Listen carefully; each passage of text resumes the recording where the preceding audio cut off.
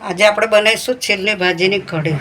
આ છેલ્લી ભાજી છે, આ રીતની ભાજી હોય છે. એને 4-5 વખત સરસ રીતે ધોઈ નાખી છે. હવે એને આપણે ગરમ પાણીમાં ઉકાળવાની. તો આપણે એને ગરમ પાણીમાં ઉકાળી દઈશું.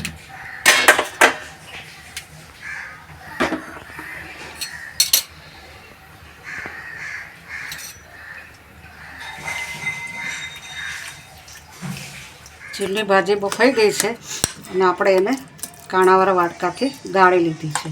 અને આ મકાઈનો લોટ છે, આ છાશ છે. છાશમાં આપણે થોડું દહીં એડ કરીશું.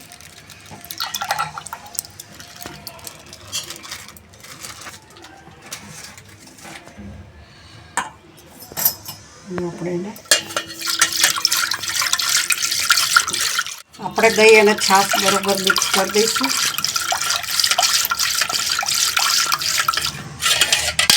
દહીં છાશ મિક્સ કરી દીધું છે.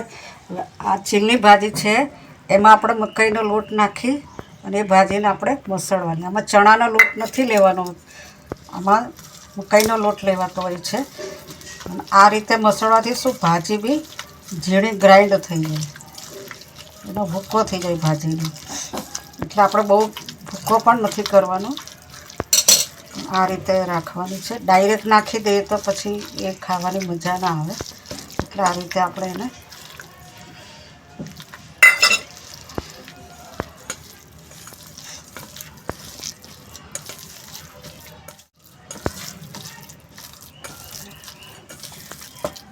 મિક્સ કરી દેવાનો લોટ.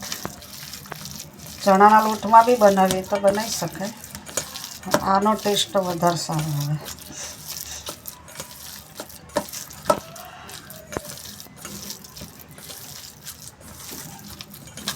હવે આપણે ભાજી મકાઈના લોટમાં સરસ રીતે મિક્સ થઈ ગઈ છે.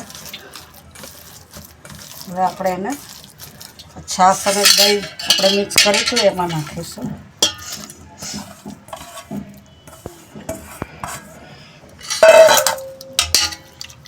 અને એને આ રીતે આપણે મિક્સ કરી દઈશું.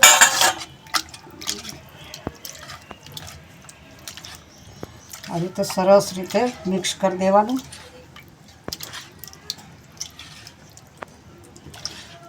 આમાં છાશ થોડી ખાટી હોવી જોઈએ. છાશ અથવા દહીં થોડું ખાટું હોવું જોઈએ.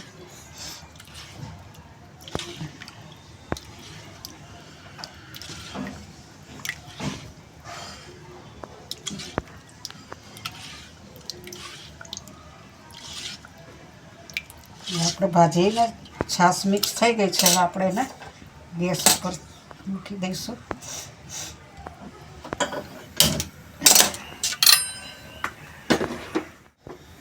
આપણે એની અંદર આદું, કોથમીર ને મરચાં, આમાં આદું વધારે લેવાનું હોય છે એટલે વધારે આદું લઈ અને કોથમીર મરચાં આપણે મિક્સ ગ્રાઇન્ડ કરેલા છે આમાં નાખીએ.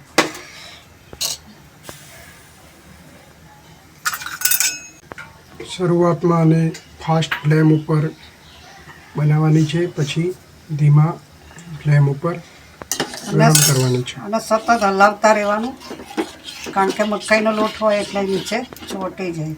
એટલે આપણે એને આ રીતે હલાવતા રહેવાનું.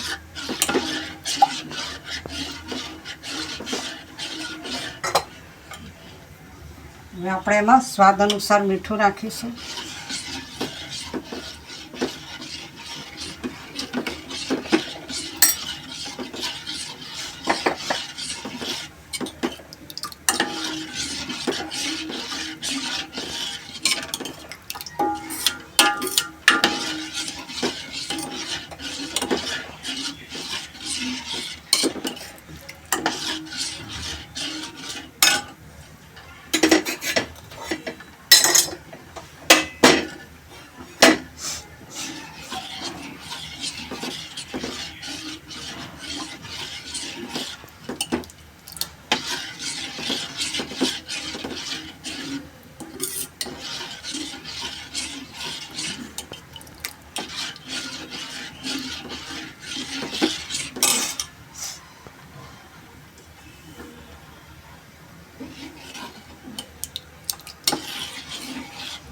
એમાં લાલ મરચું અને હળદર નાખીશું.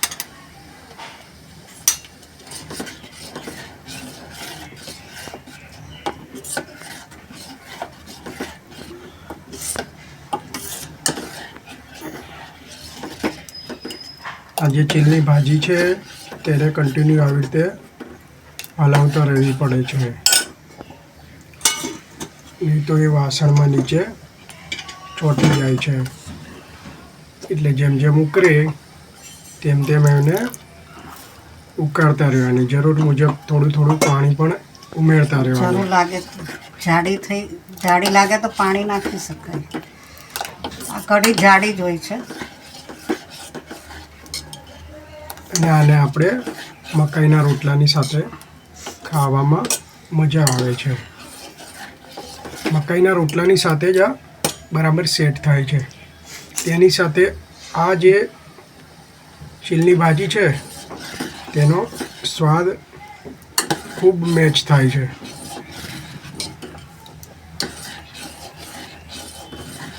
ખૂબ જ પૌષ્ટિક આહાર છે આ. આ ભાજી રાજસ્થાન, સાબરકાંઠા વિસ્તારમાં વધારે ખાવામાં આવે છે. આ ઘઉંના ખેતરોમાં ઉગતી હોય છે અને આના ગુણધર્મ બહુ સારા છે, શરીર માટે બહુ જ ફાયદાકારક છે.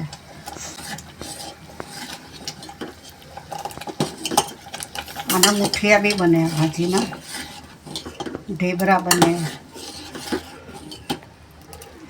આવી રીતે 2-3 ઉભરાઈ જાય એટલે આપણી કઢી તૈયાર.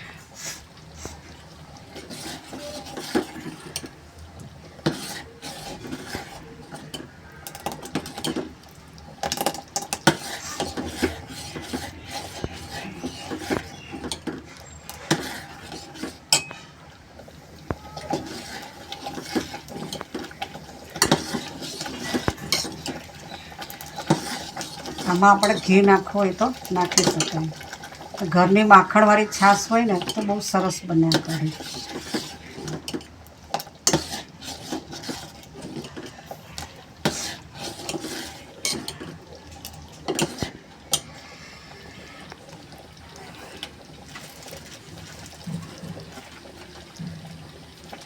ભાજી તૈયાર થઈ જાય. આ રીતે ઉકાળવાની સરસ, ઉકળે તો જ એનો ટેસ્ટ આવે.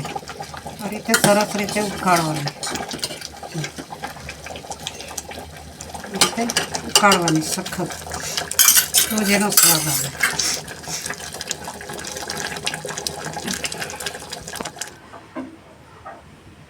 આપણે છેલ્લી ભાજી તૈયાર છે તે મકાઈના રોટલા સાથે ખાવાની હોય છે.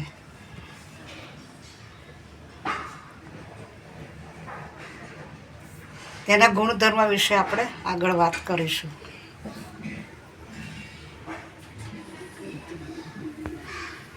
આટલો ભાત કઈ રીતે કરવો,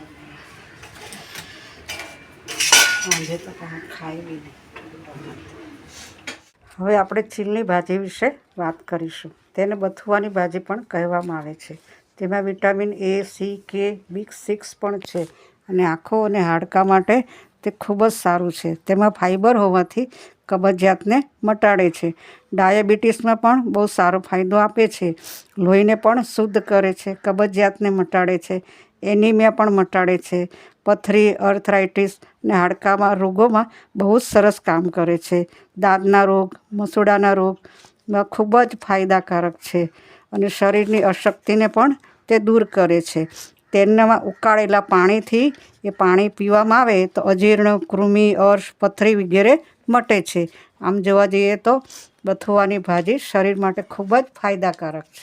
જો તમને અમારી રેસીપી ગમી હોય તો અમારી channel the Bhavsar kitchen and આયુર્વેદાને સબસ્ક્રાઈબ કરો, અમારા વિડીયોને લાઈક કરો, કોમેન્ટ કરો અને શેર કરો. Thank you.